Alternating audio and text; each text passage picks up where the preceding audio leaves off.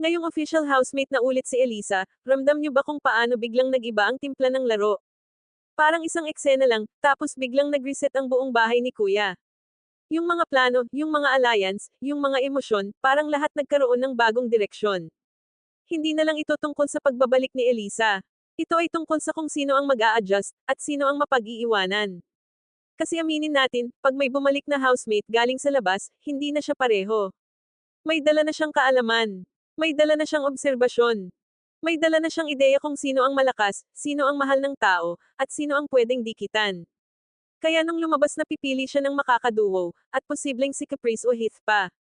Napangiti na lang talaga ako. Hindi dahil nakakatawa. Kundi dahil halatang halata na laro na ang pinasok niya, hindi na lang emosyon. At wala namang masama doon. Kasi sa loob ng PBB, hindi sapat ang mabait. Hindi sapat ang totoo. Kailangan marunong ka ring pamwesto. Ang duo, hindi lang yan kilig. Yan ay proteksyon. Yan ay exposure. Yan ay dagdag boto kahit hindi mo aminin. Kaya kung pipiliin niya ang malakas, hindi yan pagiging plastic. Yan ay pagiging aware. Pero heto ang hindi napapansin ng marami. Habang tumataas ang posisyon mo sa laro, mas lumalaki rin ang target sa likod mo. Ngayong bumalik si Elisa, hindi na siya underdog. Isa na siyang threat. At sa PBB, ang threat, mas madaling iboto palabas kaysa iboto papasok. Kaya sa totoo lang, mas mahirap ang laban niya ngayon kaysa dati. Dati, hinahabol niya ang second chance. Ngayon, hinahabol na siya ng expectations. At kung magkamali siya ng isang galaw, hindi na lang ba siyang babalik sa kanya? Kundi boto para palabasin siya. Kaya hindi na sapat na maganda ang intensyon. Kailangan malinaw ang direksyon. Samantalang sa kabilang banda, may mga taong tahimik lang na biglang napunta sa gilid ng spotlight. Mga housemate na kailangan ngayon mas maging matatag, mas maging totoo, mas maging strategic. Kasi hindi lang si Elisa ang nagbago ng laro. Binago niya ang galaw ng lahat. At tungkol kay Rave, masakit. Walang ibang salitang makakapalit doon. Pero minsan, ang hindi piniling bumalik sa bahay.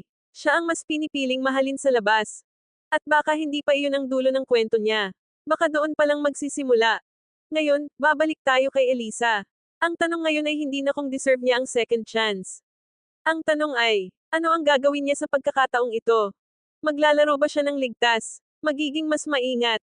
Mas tahimik? Mas focus? O babalik siya sa mga desisyong dahilan kung bakit siya nabash dati? Kasi sa second chance, hindi sapat ang pagbabago sa salita. Kailangan makita sa galaw. At sa bawat araw na lumilipas sa loob ng PBB. Hindi lang siya sinusukat bilang housemate. Sinusukat siya bilang desisyon ng sistema. Bilang simbolo ng fairness. At bilang mukha ng plot twist.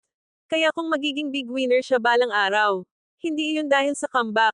Kundi dahil sa kung paano niya ginamit ang pagkakataong ibinigay sa kanya.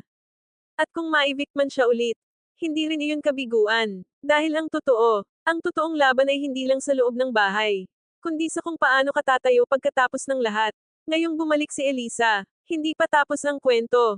Pero malinaw ang isang bagay. Hindi na ito simpleng PBB season. Isa na itong laro ng desisyon, galaw, at pagkakataon.